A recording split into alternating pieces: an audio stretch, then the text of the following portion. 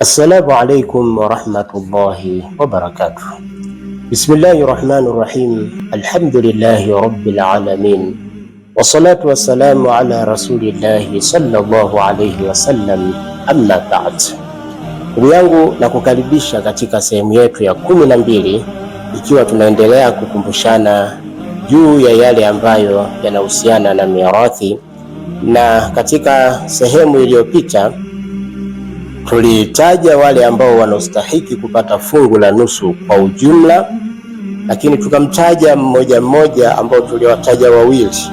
Tulimtaja binti pamoja na mume.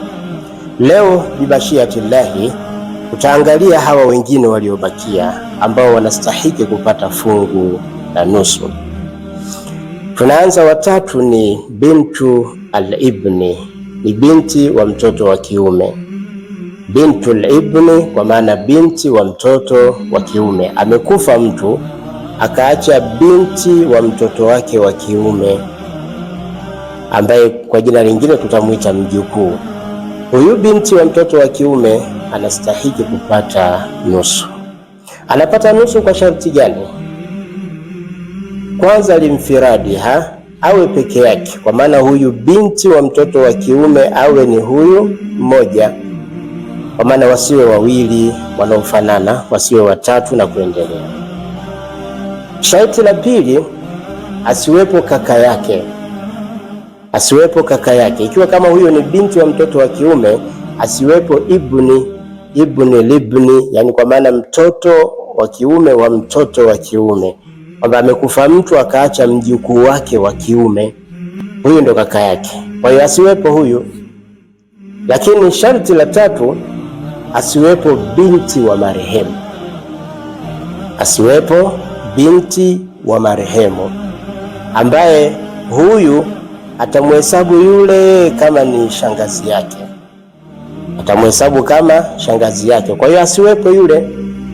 Asipokuwepo yule, basi huyu binti wa mtoto wa kiume atapata fungu lake la nusu.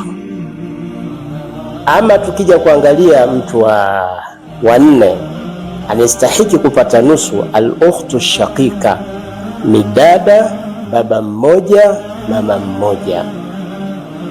Dada huyu anastahiki kupata nusu, limfiradiha, awe peke yake, kwa maana huyu dada awe mmoja tu, asiwe wawili na kuendelea.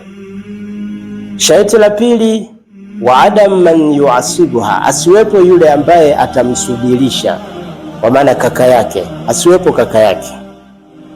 Huyu ni dada baba mmoja mama mmoja, asiwepo kaka baba mmoja mama mmoja, huyu ndo kaka yake, asiwepo huyu kaka.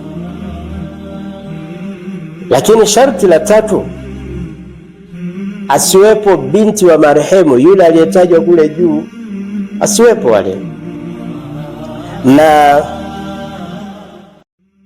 wasipokuwepo hawa, watamfanya huyu dada baba mmoja mama mmoja aweze kupata nusu. Ama watano anastahiki kupata nusu, tumesema ni al-ukhtu li abi, dada baba mmoja. Amekufa mtu akamwacha dada, lakini dada huyu amechangia baba mmoja mama tofauti, huyu dada atapata nusu kwa sharti hivyo hivyo, idha kanat wahida, awe mmoja, lakini pia asiwepo kaka yake, asiwepo kaka yake, asiwepo dada baba mmoja mama mmoja, kwa maana yule wa juu yule asiwepo. Dada ambaye ni baba mmoja mama mmoja, asiwepo huyu.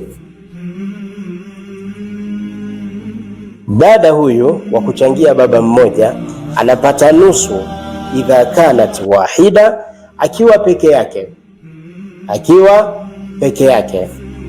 Lakini pili, asiwepo dada baba mmoja mama mmoja, asiwepo dada baba mmoja mama mmoja.